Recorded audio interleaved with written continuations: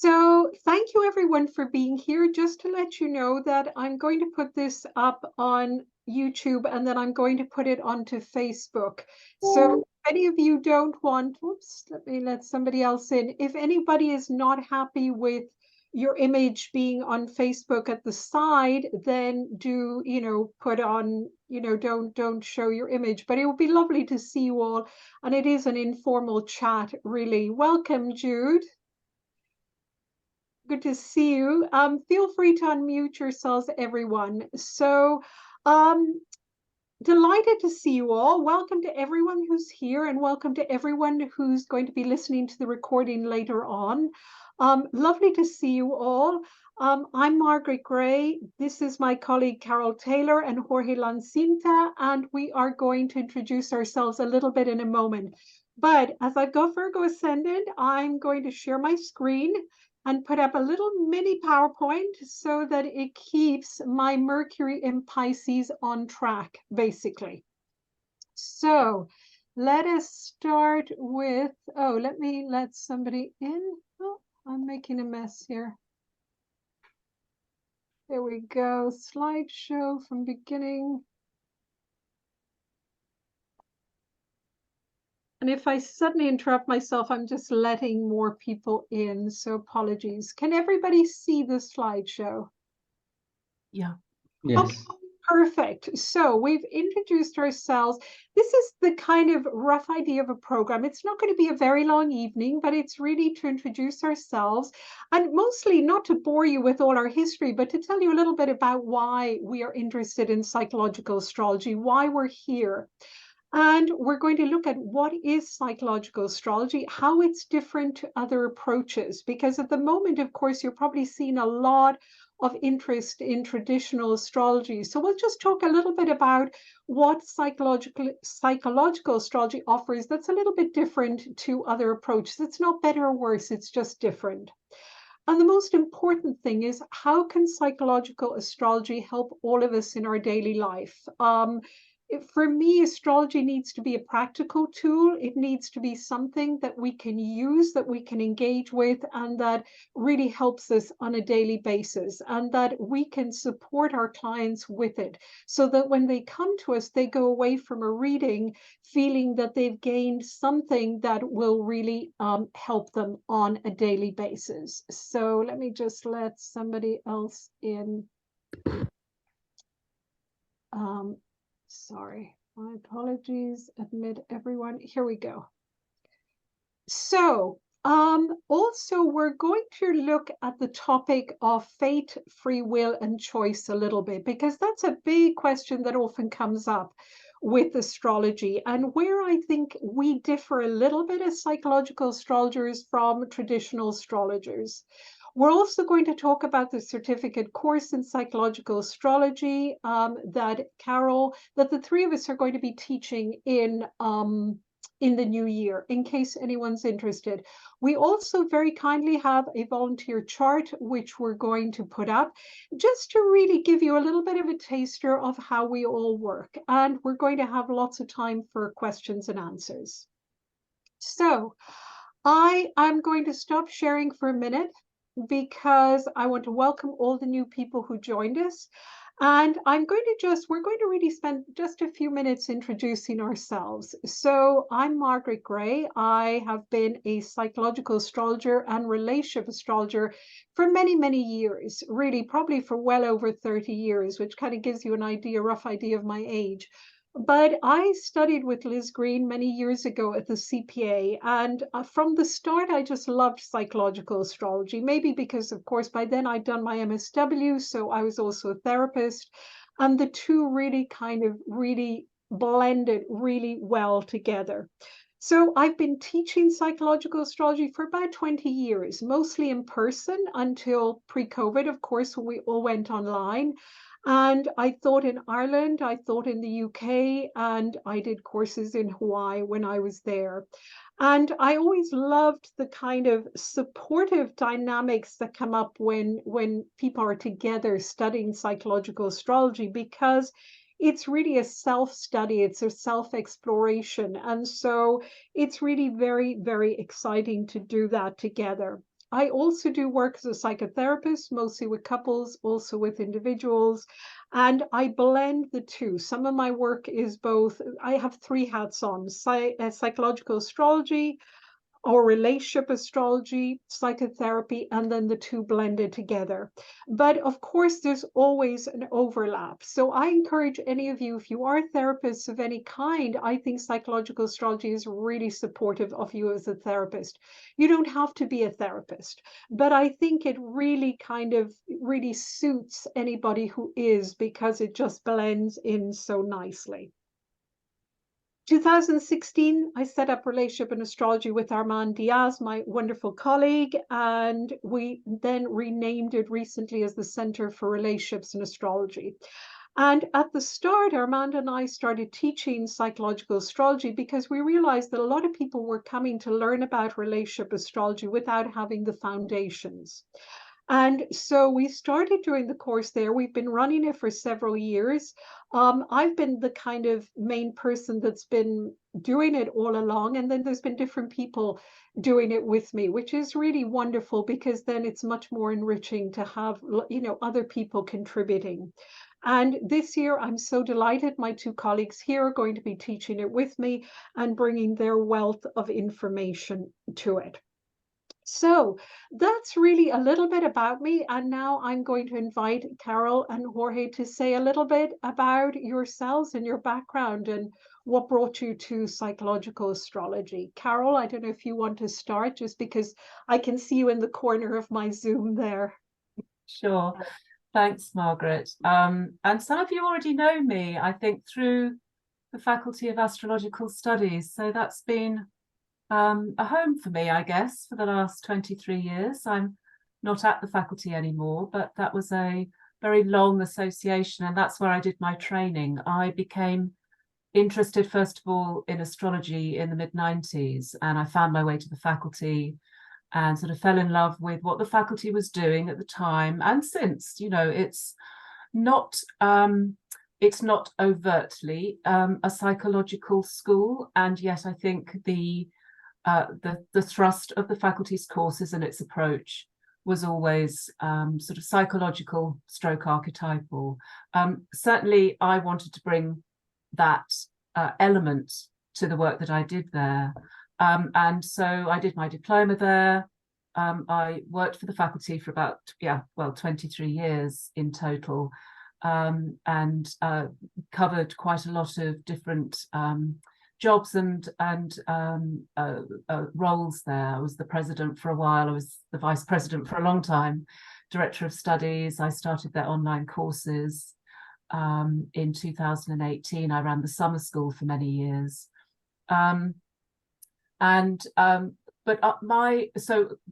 Teaching is right at the heart of what I've been doing as a professional astrologer. Also, of course, client work, and that's right at the heart of everything that I do.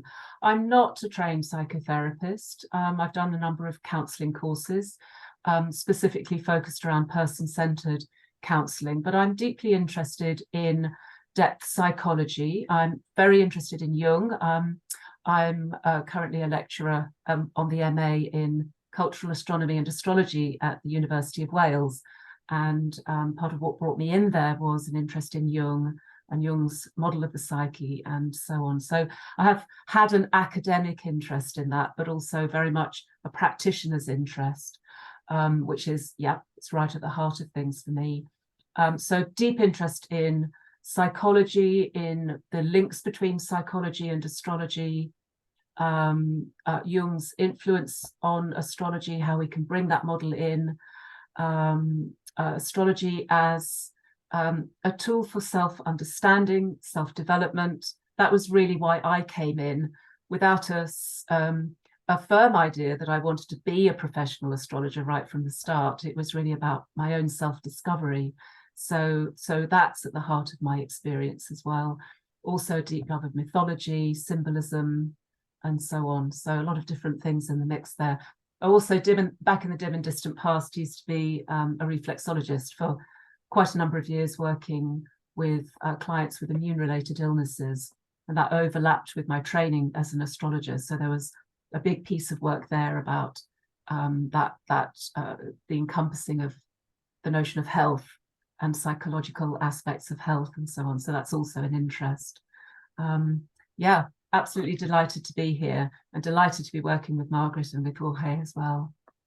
I didn't know you were a reflexologist, Carol. That's so interesting. Oh my goodness, next conference I might be just getting my feet out. So yes. Thank you so much, Carol. And our other colleague, Jorge, would you like to introduce yourself and tell us a little bit about your passion for psychological astrology? Yes, hello everyone, and thank you. It's really excited to work alongside you both and in this project, this relationships in astrology school, and to be a guest presenter in the certificate course of psychological astrology. I'm a Portuguese astrologer. I'm based in Porto, the second largest city in Portugal. It's not a very big country, but a very, I think, delightful one. I've been working professionally with astrology for 12 years now. And my main approach is psychological astrology. And I also teach astrology for 10 years now. It's something that I'm very passionate about, to transmit this knowledge. And my academic background is in fine arts. I have a painting degree, and for some years I pursue a career in as a contemporary artist. But then astrology got into me, and with it, I think I discovered my true calling, because it's something that gives me a real sense of purpose and meaning in guiding others in their self-developing paths. So for me, psychological astrology, it was not my starting point, really. But as I started to consider doing client work,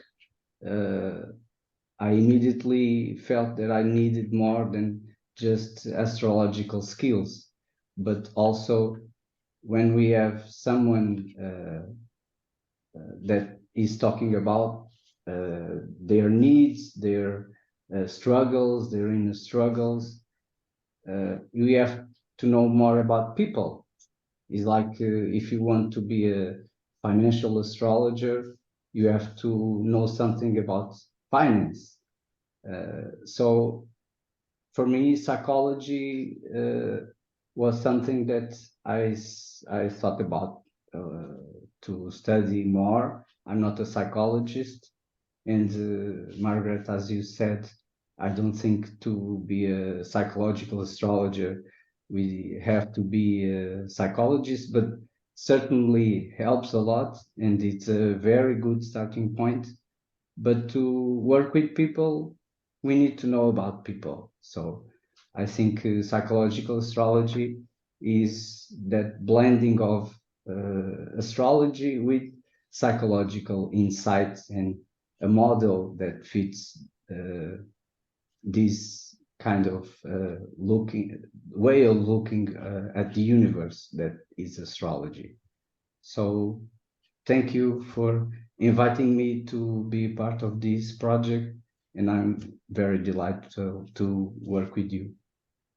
Well, thank you. Lovely to hear from the two of you. And let me now share my screen again, and let's go back to what we're going to do. So can you all see clearly? Is the screen clear? You're on presenter view, Margaret. Oh, okay, thank you. Let me check it out again, and apologies. Let me just, okay, that should be better.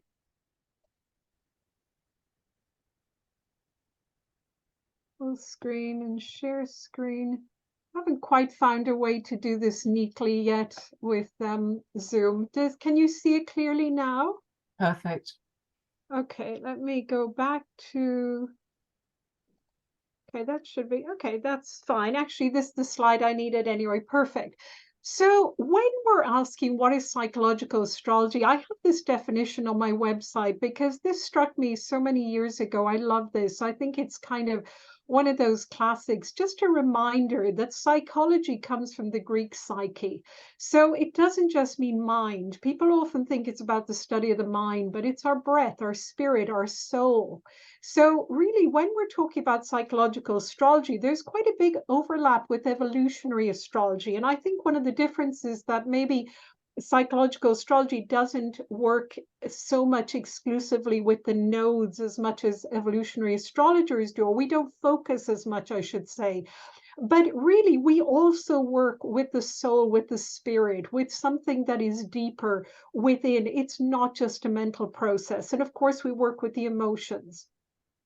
And the term astrology, of course, the study of the constellations and the stars. So psychological astrology is really using the stars. It's a language to use the stars to help us understand our soul, our spirit, our purpose. Why are we here? Who am I? The very big question that we all ask at different points in our life. Who am I? Why am I here? So this is just to start us going, but I'd love, ideas from everybody else in the group, in the whole group, I mean. So I would describe psychological astrology as a symbolic tool. And I always say to people, it's not the only tool. It's not necessarily the best tool for you. It's one of many tools. Try it out. If it works for you, then that's wonderful. If it doesn't, there are plenty of other tools. And I often describe it as an excavator, and that's a very Plutonian term because it's really that function of psychological astrology to go beneath the surface. It doesn't just look at the surface of the chart, it doesn't just look at the surface of the person. It's really about digging beneath the surface to get right to the core, to get right underneath. It's personal, internal, and systemic. By that, what I mean is that it's about us as individuals. It's really focusing. By the way, are my slides moving okay? Yes. Perfect, thank you. It's personal in that it's about us as individuals. Psychological astrology is about our natal birth chart. Who am I? It's also about our internal journey. The focus is not so much about the external world. It's helping us. It's also about the external world, but it's always as a mirroring of what is going on internally. So it's that journey into our internal world, and it really suits people who want to do that internal journey, who really want to stop and think, okay, but what's going on with me? If this happened for me with my spouse or with my child or whatever, what was going on in me, rather than trying to put the responsibility onto somebody else? And when I say systemic, I mean that nothing happens in a vacuum. We weren't born in a vacuum. We don't live our lives in a vacuum. The external world, the circumstances, the situations impinge on how we get to live out our natal chart. So for children caught up, say, in the Ukraine at the moment, in the conflict that's going on there, it's a very different situation for a child that's growing up there than a child who's growing up here in Ireland, where it's pretty peaceful right now. So psychological astrology is not just, because sometimes people say, oh, but you're only concerned with the internal world. We're not. We take into account also the system around the individual, the influence of that. And what we're looking at is how to support clients in really managing that, navigating that to the best of their ability, in a way that is growth enhancing, in a way where really they find meaning. And I love that, quote by Viktor Frankl, that everything in life, that as long as there's meaning, and I'm totally misquoting him, but for anybody who's read his book, that quote about, it's really not about the situations or the circumstance, it's about the meaning we attribute to them. So that's how we can help. So it's also very much often synchronous with Jungian principles. And I say synchronous because it is not exactly the same as Jungian psychology, but there is a lot that really is very similar so that one can help the other. And there's a lot that psychological astrology, of course, it's been adapted as well from Jungian psychology, as you know. And there is so much in common between the two, but we do have to keep in mind that they are not identical. Sometimes people think, oh, they're the same thing. And really, I would say psychological astrology is soul work. It is that very, very deep soul work. So those are just some of the things that kind of I was thinking of just to throw out there. Anybody want to throw anything else out there about what psychological astrology is? Any words or thoughts? Or questions? Yes.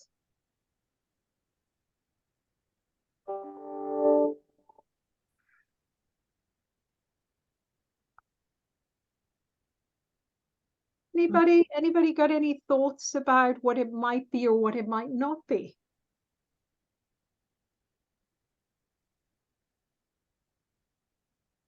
Carol, anything you want to add to that? Yes, shall I throw in some Go ideas? on, both of you, go on. Yes, I can see you're wanting to, but you were kind of holding back to see if anybody else did. Yes. Well, it's just picking up some of the things that you've raised here, Margaret, because I think for me, a psychological approach is rooted in wanting to understand not just what people do, but why they do it. So it's about motive. Yeah. And that takes us way beyond the idea of character delineation, which is where we can sometimes get stuck with our treatment of a chart, and really start to think about the meaning behind the symbols. And as you say, the whole system behind the symbols, which is a complex network of meaning. So we're thinking about the idea of soul work, and that takes us into the idea of motive. And why is it that somebody thinks as they do, sees the world as they do, and therefore why do they act as they do? Why do we act as we do? And this idea that psyche is soul, of course, that's right at the heart of it. So we're looking at the chart as the pattern and the shape of the soul, what motivates us, what makes us who we are. And I think then that psychological approach is about showing us how our character informs and shapes our life. I'm trying to remember, I know it was Alan Lear who said character is destiny, but he got it from, was it Heraclitus who first said that character is destiny? I should know the answer to that off the top of my head. I'm trying to think of the first person who said that in the Greek lineage. I can't help you with that. I'm so sorry. I can't remember at all. This idea that our character is not just a set of characteristics, it is also embedded in our whole family history, the arc of history from the past through to the present, through into the future. We have a sense of ourselves in the setting of that, in that bigger setting. And this idea of the soul is really interesting because that does embed us in family experience. And I think that's the idea of the systemic as well, that again, nothing happens in a vacuum, as you said, Margaret, that we are not just the product of our own character. We didn't just sort of get jetted in with our own character, but we are embedded in the lives of the ancestors, the lives of our families, and our chart, even though it belongs to us, is also a window into that world and how we were brought up, how we felt about it, our relationship to those people, and how that has imprinted itself on us. So the psychological approach allows us to look at all of that and see the idea of the soul's journey, or the developmental stages of that, or the sense of what that means to the individual. And I think it's interesting, obviously, the marriage of Jungian principles, the Jung's model of the psyche and Jung's idea of psychology, the marriage of that with astrology is such a powerful combination. We have to be careful with Jungian principles if you're not trained in Jungian analysis, but we bring the model of it in. And the one thing that astrology lacks, I think, is a theory of personality development. And that's the powerful thing that Jungian psychology has brought in. And so to work with those two things together, the symbolism of astrology with the model of depth psychology, models of depth psychology, is extremely powerful. Thank you, Carol. That's so interesting. Thank you. Jorge, anything you'd like to add?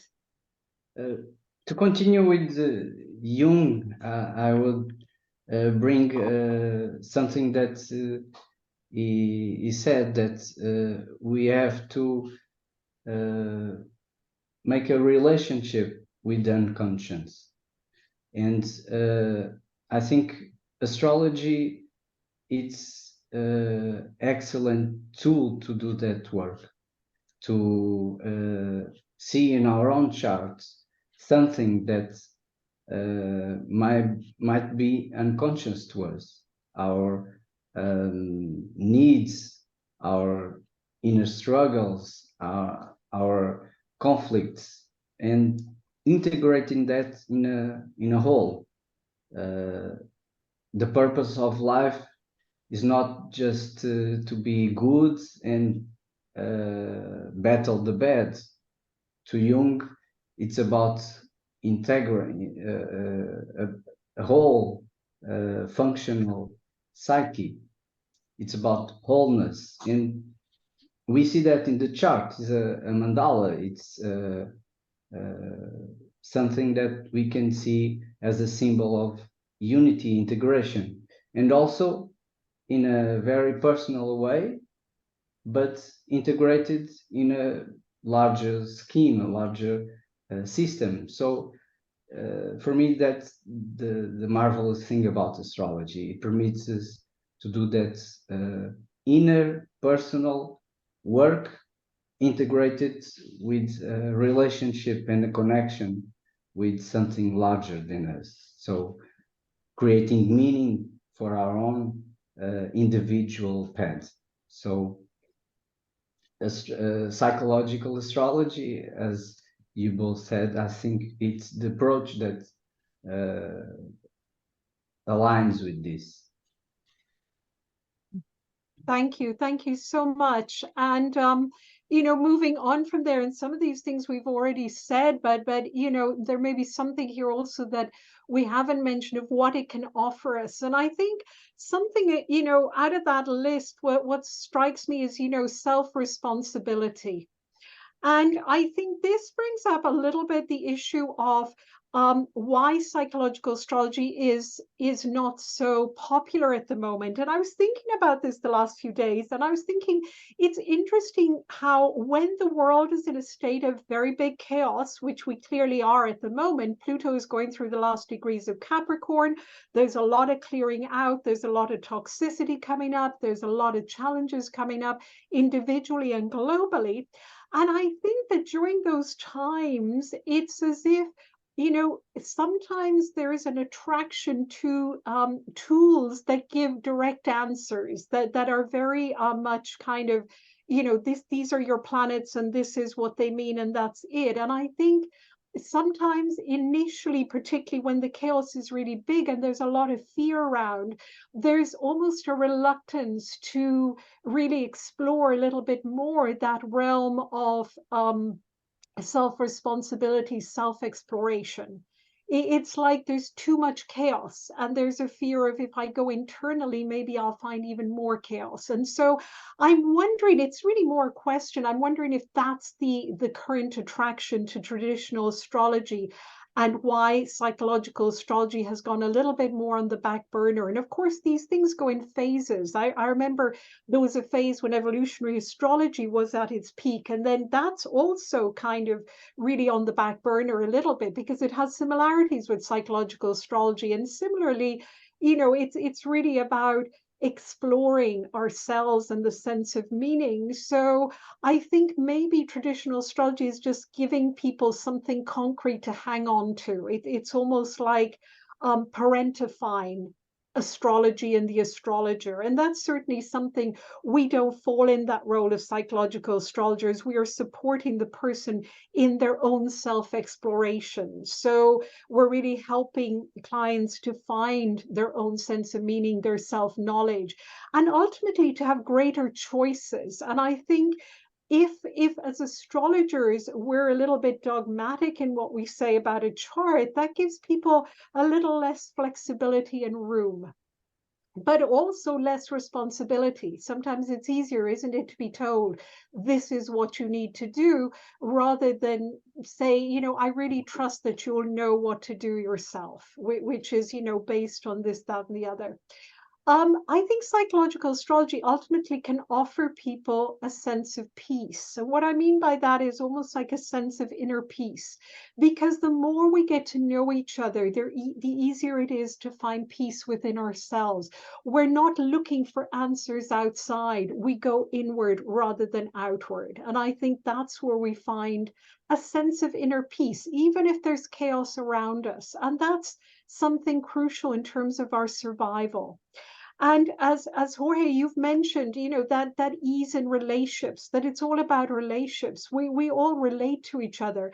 The more we know ourselves, the less we project onto others, the less we blame others, the less we get angry at others without understanding that the anger is in us. There's a conflict within us. There's some kind of complex.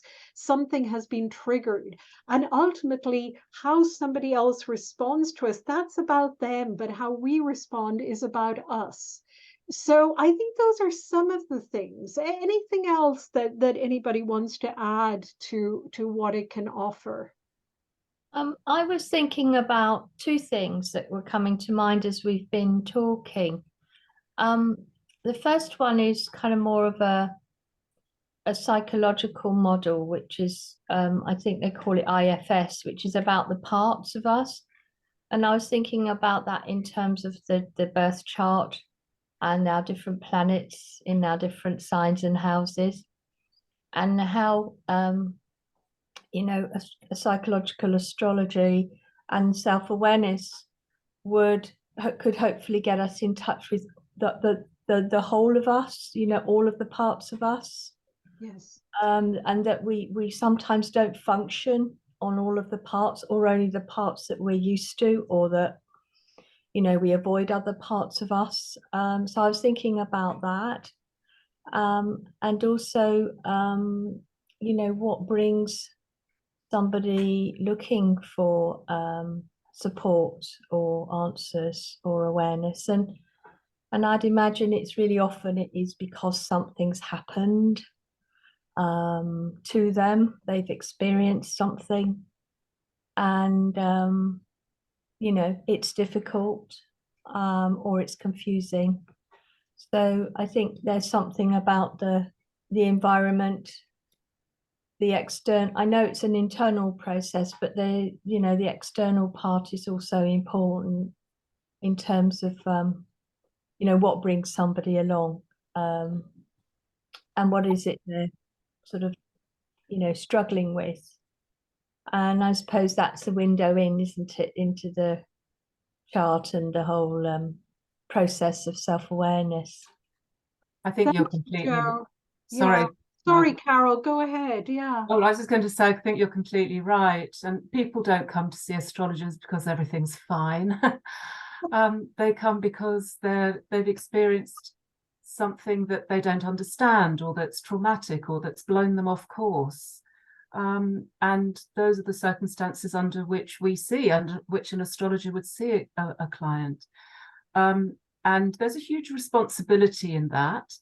I want to wind this together with something that you were saying, Margaret, about the notion of traditional astrology being very popular at times of uncertainty in the collective, because people do want to have certainty. We all want that. And for those people who think that they can find that in a particular iteration of astrology, a particular form of it, that's great, and maybe they can find that. But this is my I was going to say my prediction for astrology's future. It's my hope for astrology's future, is that the the techniques, the ideas, the tradition of astrology, the traditions of traditional astrology, which are rich and deep and take us back into our past as astrologers, the sort of whole tradition of it, are such a fabulous body of work. It's not inconceivable that those things can be used in a psychological context. And there are astrologers who are bringing those two things together. So I think this goes back to what you were saying before, Margaret, about there are lots of different ways that you can do astrology, lots of different approaches, but actually a psychological approach doesn't preclude being a traditional astrologer. I think it's a mindset. Psychological astrology is a mindset. It's about wanting to, you're looking at the chart for the idea of motive and motivation. You're looking at the stories. You're trying to unpack symbolism. You're not getting caught in technique at the expense of showing up for the client and having that willingness to enter into somebody else's world, all the listening skills that we need to have, and just being there for somebody and allowing that story, that thing that they're going through, to be talked about, to be articulated, maybe for the first time. And we've got our techniques, whatever they are, whatever floats your boat in terms of techniques and ideas. That's just sitting there in the background. The client doesn't necessarily need to know anything of that. What they hear is you unpacking the symbols. You can use any techniques to get at that place, but the idea is the richness of the symbolism and attaching that to the personal story of the person in front of you in the chart reading. So I don't see traditional astrology and psychological astrology as necessarily incompatible. My hope is that they will eventually come together. That's a lovely thought, Carol. And, something also, Jo, you were saying, or it was Carol, actually, you were saying about people come to us in crises. A couple of things just struck me. One is that the times that I find when they don't come to us in crises is with relationship astrology, that I love when couples come and see me when they've just met, and there's that absolute in love feeling, and they're like, oh, are we going to stay together forever or whatever, and of course there's all that hope or whatever. But that's the one time when I find that people come out of a place of real joy and expansion, as well as sometimes, of course, when people are just starting off. So that's one of the things I love about relationship astrology, is that there's also an immense amount of kind of joyful moments. The other thing I think that also that psychological astrology is really useful is that because we have an understanding of the developmental stages, starting from attachment, and the moon very early on, and then adolescence and midlife and all of those transits, and we frame them within a psychological perspective of development, I think that can be incredibly helpful, because sometimes when people are going through midlife transits or Saturn returns or whatever, they don't really, and they may not realize that actually this is a developmental phase. So of course things are feeling in this way a little bit awkward, but there is an end in sight, and this is the purpose of that developmental phase. So that's something we do talk about on our course, because and I noticed that it's one of the parts of the course that students really, really engage in and kind of really find helpful, because they can apply it to their children, their adolescent children. They can apply it to if they've just had a baby in terms of early attachment. They can apply it, in there if they're going through midlife, all of that. So I think there's some of the things that really we can offer with psychological astrology as a tool that, a lot of people know, of course, about psychological development, but to apply that to the astrology really makes it very helpful and interesting. Jorge, was there anything you wanted to add to this slide before I move on? Yeah. I was thinking in another situation that people come to us that's a little bit different when they struggle with something. It's when they come with a newborn child and want to know about their chart in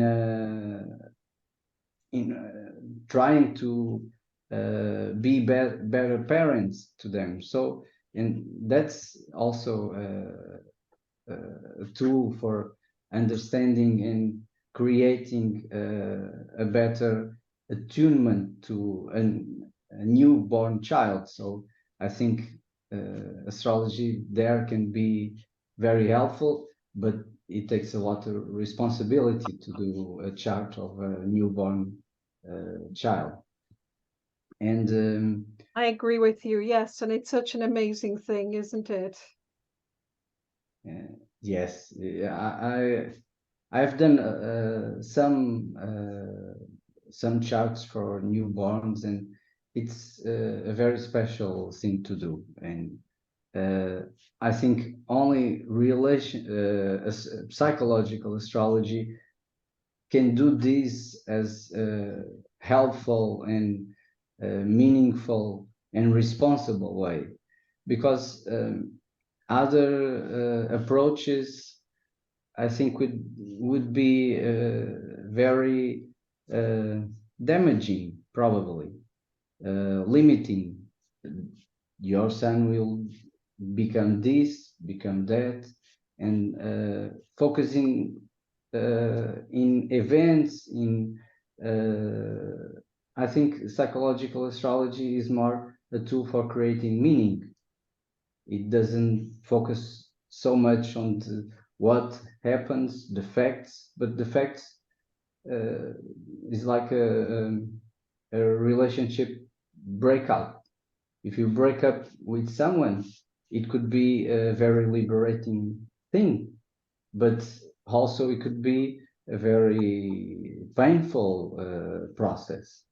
So it doesn't mean anything to say in 2 years there will be a breakup in this relationship. What does that mean for the people, for that person? It could be something that will liberate them to another relationship pattern more suitable to their needs, and that's something to celebrate, not to be scared of. So meaning, I think it's not something that we should undervalue Thank you. in Yes, face of facts. thank you, Jorge. Yeah, that's a very good point, actually. The interpretation, the different interpretations. So, of course, we'd love you all to come study with us, and to, and this is basically why we encourage you to study with us. It's a personal journey of self-discovery. We encourage you to keep a journal during the course. That's private to you, but we do make suggestions on what to explore in the journal. So it really helps, and students always feedback that actually that's one of the things they enjoy the most and that they find the most helpful. It's a way to learn the language of astrology from a psychological perspective. Of course, it enables you to practice psychological astrology. We get a wide variety of students, from students who already have a base in astrology but want to specialize in psychological astrology or get a perspective that's psychological, to students who have never learned astrology before. We also get a lot of therapists, so we get a lot of people who are not therapists. And we get a lot of people who never plan to practice, who just really love the language of astrology as a way of self-exploration. Our groups the course is all live. It's also recorded. If you miss a class, you can listen back to it. They're very supportive groups. Because they're small groups, people really bond and gel together. We found that they get incredible, because everybody is sharing quite a lot of personal information, because the focus is on your chart. So it can enhance relationships, deepens your practice if you're a therapist, and all of us, we've got a fair amount of experience between us, so you get the benefit of our experience with clients as well as in terms of our teaching. So our teaching is embedded in our practical everyday work. We work with clients every single day of the week, so we certainly can share some of those stories with you. Also, there was something else that was on my mind about the course that I thought might be helpful. That's right, we do an hour of presentation. The last half hour is discussion. And I tend to really encourage students, even during the presentation, if there's something they want to share, I'll sometimes, say, hey, what do you think about this? What do you think about that? So it's very personal. You're not just sitting in front of a recording and listening to the recording. It's a live participation. So also students tend to set up WhatsApp groups and chat to each other. It's not obligatory, but it can be a nice thing to do to get support. There are quizzes, but the quizzes are non-competitive.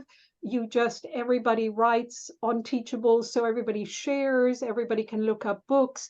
It's really to make sure that we're going at a pace that works for you. And if anybody feels they're being left behind, we always spend a little bit of time with them individually.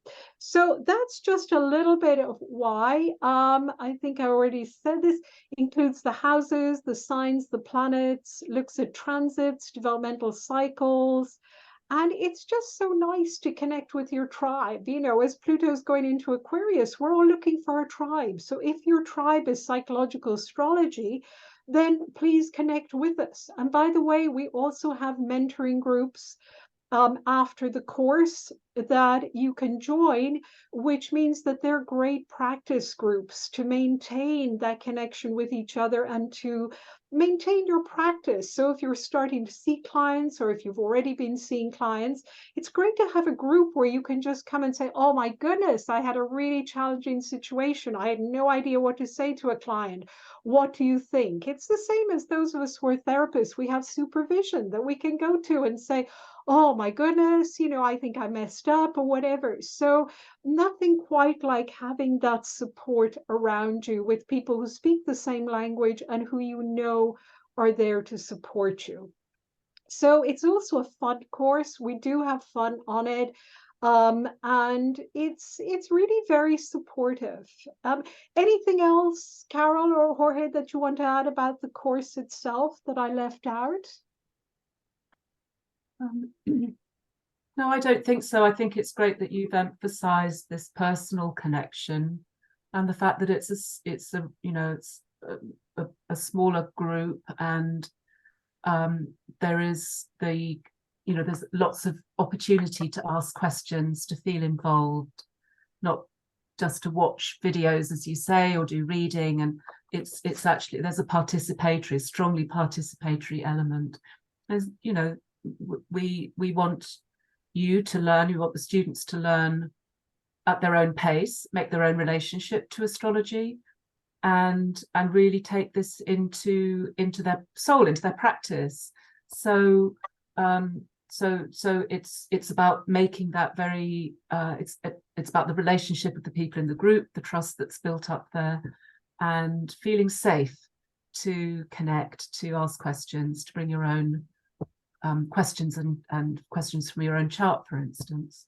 So yeah, just wanted to sort of emphasize. Thank you. Yeah, I mean, by the end of the course, really, you will know your own chart inside out. And the great thing is that there's also other group participants who can help you and support you with it. So you're not just getting input from the three of us, you're also getting input from everybody on the course. So I know we're kind of almost running out of time. We have a volunteer. Wendy, are you here? I just want to say thank you to Christine, who's about to leave the group. Yes, so thank you for joining us, Christine. Thank you so much. I'm sorry you'll miss the live chart, but the recording will be on Facebook, so you can see it there. Thank you. Wendy, are you here? Yeah, I'm here. Fantastic. Do we have your permission to put up your chart and talk about it? Sure, I'm very excited about it. Thank Nervous you. too. Well, that's wonderful. Here is Wendy's chart. I have not put her birth data in for reasons of confidentiality, and I've just put her age. So Wendy, would you like to tell us why you volunteered your chart? Is there anything in particular that kind of you'd like us to focus on? Actually not. It's just a sheer volunteering myself, because myself is student of faculty. I'm in the advanced level at the moment, and having my textbook written by Carol next to my hand. That's wonderful.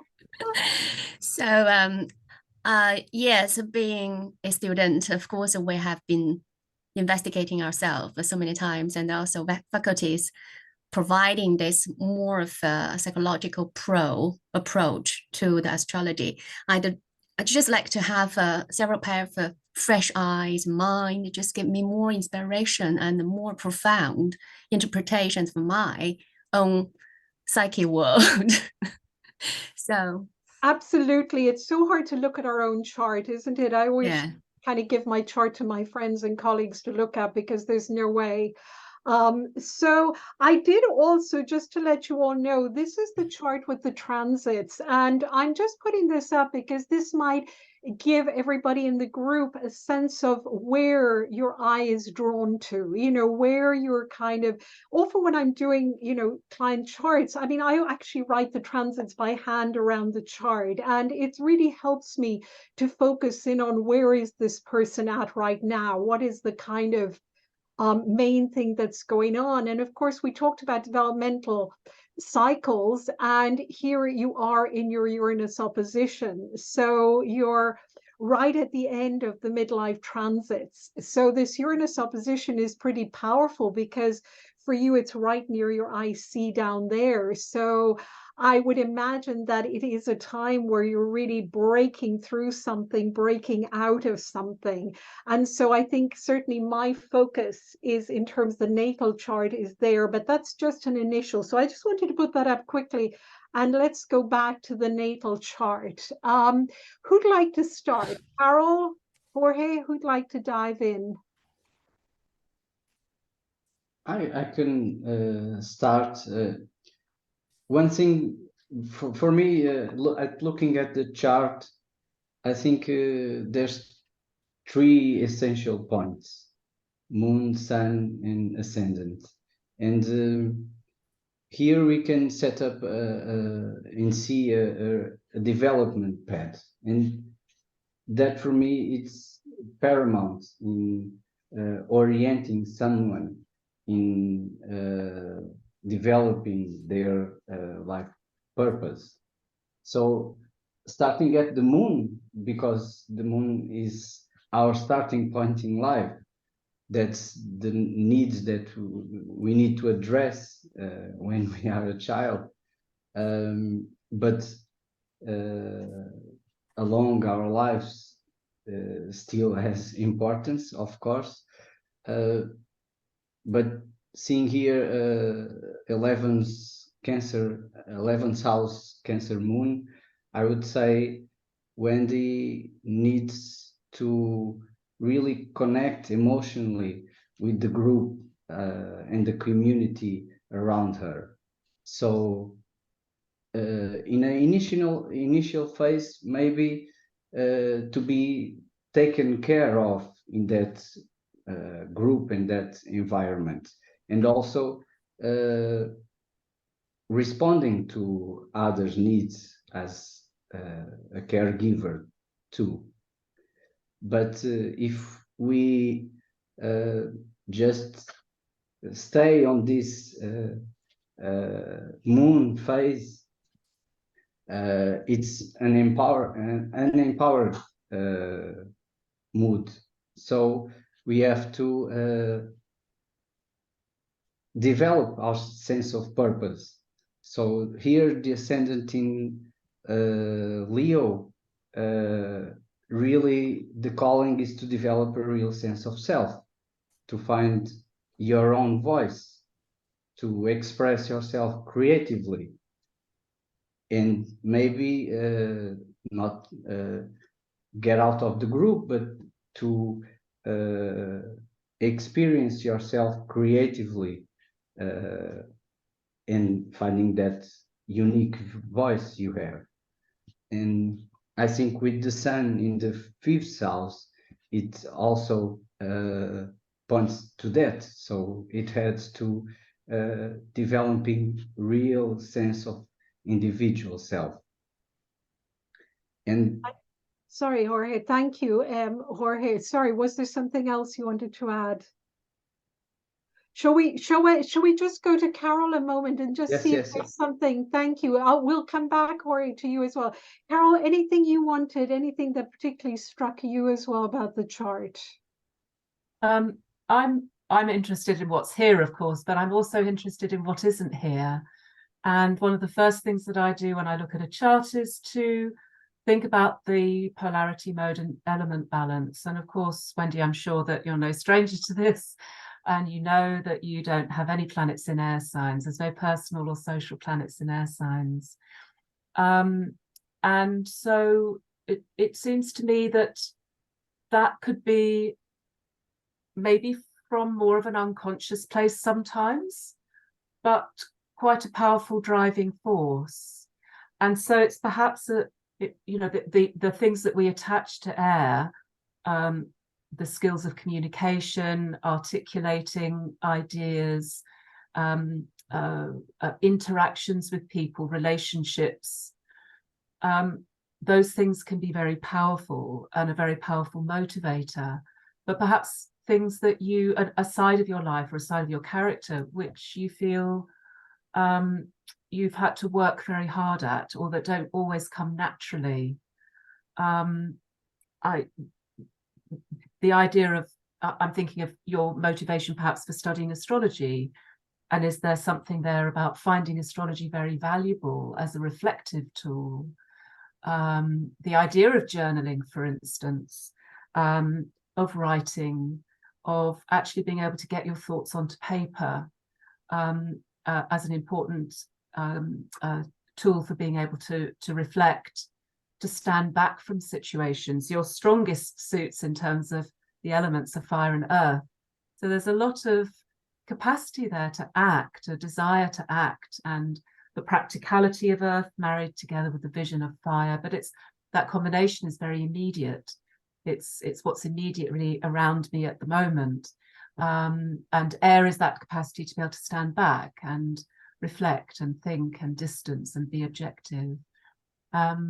Yeah, I wonder whether that makes sense for you, Wendy, as a sort of overall theme in your life. Yeah, certainly it is. No air, certainly I'm not a person really enjoy being a pure academic environment, but I'm very enjoy to learn on my own, but alongside with lots of ideas. I like read lots, and then enjoy to find the truth or the inspiration from the lines and to digest myself. And also, my current job, actually, I need to associate with people, all sorts of people, and it's really relationship pro. But I'm not really, if I have my own time, I rather just to withdraw into my own time. I'm not so enjoy being social. So that's part of it. The air like, and yeah, and earth very strong. So material life, in a way, it's not really attraction to me, to be honest. So fire strong as well.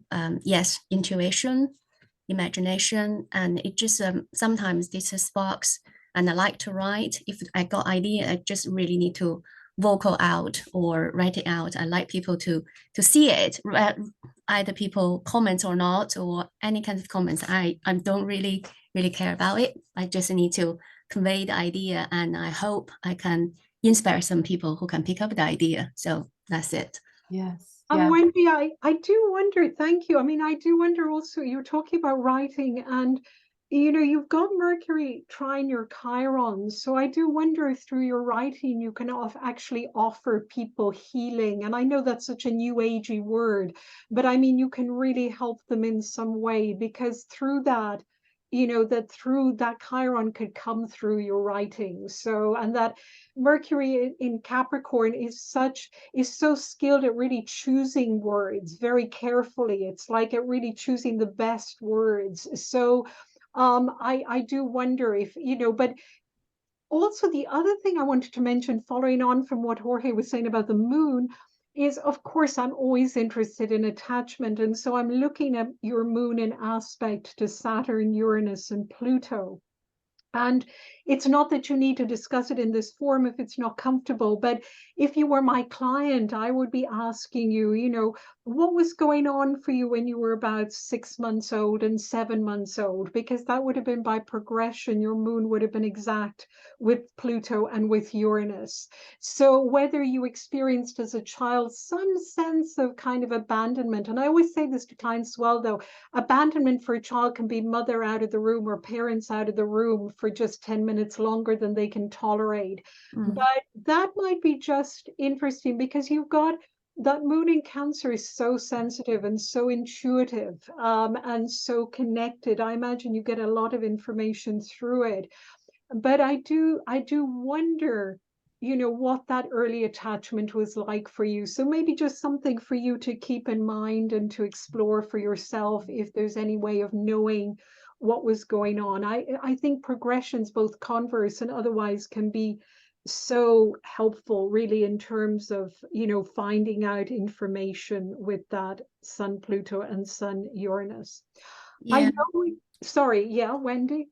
I was told by my mom later on during that period of time, because she needs to work and there's no one babysitting me. So I was sending to this daycare place because I was born in China. At that time, the facilities weren't so great, especially for baby. So I was told I was into a situation constantly having a diarrhea. So yeah, then I think it's now if I look back, maybe that's an emotional output because you can't exchange ideas. So you need to use your physical to demonstrate you are suffering. So then they have to bring me back. Then my granddad then volunteered himself to babysitting me because my grandmom didn't want it. You probably can see something also happening with the family. So yeah, that was what happened then. Yeah, that makes sense. Thank you for explaining that. And it may have created, it sounds like it could have created some anxiety for you in some sense. You know, for children, everything is self-reflective. So it's like, what's wrong that I've been left? We can't process it. So thank you for sharing that. And just the final point, I know we're almost running out of time, but just this Uranus opposition is so powerful because it's going over that angle. So I don't know if you're in the process of considering making changes. It's about to go over that MC. Are you about to move country or move jobs or make some very big changes in your life? I moved country. That's almost 10 years ago. But right, actually, at the moment we're talking about, I just been through a change of our entire group ownership. It was quite a dramatic process, but came out nicely. But the whole process was quite a drama and caused lots of conscious dispute and anxiety, lots of things. So it's just, we got the announcement 2 days ago. It is, really it is. Yeah. Yeah, it's interesting that Uranus. Were there any final remarks, Carol or Jorge, that you wanted to make before we kind of start wrapping up, really? Well, that Uranus is so powerful, isn't it, Wendy, and the IC? And I wonder whether some of that echoes back to what Margaret was talking about, the symbol of the Uranus on the IC as being, if we think about the IC as being our it's the root, it's the sense of foundation, a sense of security. And so I guess maybe that has some resonance to the theme that Margaret was talking about there. There seems to me a lot in your chart that's connected to the idea of home and family, and looking at the finger of the world pattern with the Neptune in the fourth as the apex. And there's Venus in the fourth there too. So there's a lot of connections to home and family, and maybe some uncertainty around some of those things. And something waiting to be discovered, a mystery perhaps waiting to be discovered. That I don't know yet. I do have a question. Well, since the Uranus conjunct my IC, does it mean there is a trend always will reoccur? in my life that there was something would happen unpredictable to my foundation, aka my home or place I stay? Is it a kind of tendency that I might just on the go keep changing my route? This is the thing I just couldn't figure out myself. I would say no. I mean, I think consciousness and awareness is everything with our charts. And I think if maybe somebody were to box you in terms of your home life, if there was a sense of claustrophobia, and you weren't able to say choose where you wanted to be, where you wanted to put down roots, choose just simple things like how you decorate your home, what you put where, and assert a sense of independence, then perhaps that claustrophobia would build, and it would that's when the sort of negative manifestation has the possibility of arising, because you feel boxed in by your set of circumstances. But as long as you're paying attention to that, I think you give yourself that room to maneuver, power to choose where you want to be, and so on. You make your own relationship. Your community is a Uranian community. It's like all the astrologers and so on. Then you're right at home. And then the Uranus over the midheaven is not about shaking the ground so far that everything breaks up, but about a fulfillment of something. It's about bringing out something which has always been there at the root, which is the sense of being, there's a differentness there. And of course, you're joining a community or part of a community of, the astrologers are always outside the mainstream. There's a real virtue in that. So it's like making a declaration of it and saying, well, this is, what's the Martin Luther phrase? Here I stand, I can do no other. Yeah. Well, I think also that, you're in Scorpio wants depth. So there's that part of you at your roots, you want to know things. You want to go into the depth. I imagine you're not somebody who just wants surface things. You really want to go deep. And I think that's part of that Uranus there at your IC. It's like, give me the truth, give me the absolute truth. So you're not going to want any BS, really, you want the truth. And I think with Uranus opposing it, it's really going to possibly open you even up more to, think of the enlightener, ideas, inspiration. You may discover some things about your roots. You may, uncover some truths. So I think Uranus can be a very, very exciting, opening, widening transit. I'm so sorry. I know we've come to the end of our time. Jorge, was there anything else you wanted to say quickly before we move on? No? I would just like to thank you, Wendy, for volunteering her chart to participate in this session. Thank you, Wendy. Pleasure. Yes, thank you. That was very courageous, and we really appreciate it. Thank you.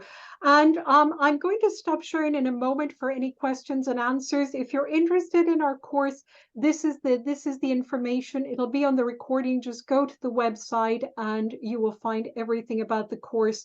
We do offer 2 diversity scholarships, so keep those in mind as well.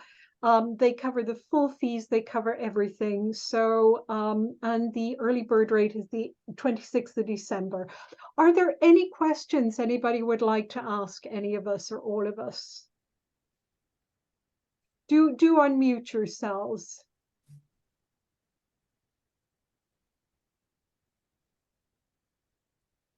Any questions, anybody? Anything about psychological astrology? Any thoughts? Anything you'd like to add? Is anybody interested in doing the course? Yes, absolutely.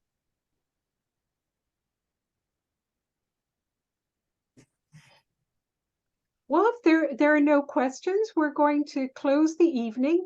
Thank you so much for joining us this evening. It's been such a delight to see you all and to have you here as a group. And it's lovely, to always be able to talk about psychological astrology. So it's just a joy from my side. And I'm so delighted to be working with Carol and Jorge, because it's always good to have colleagues and companions on this journey. So, if you've got any questions from this recording, anybody who's listening to it that isn't here, and you want to ask us, you have the email address, just write to us. And I think that's really the end of our evening. I'm going to stop the recording.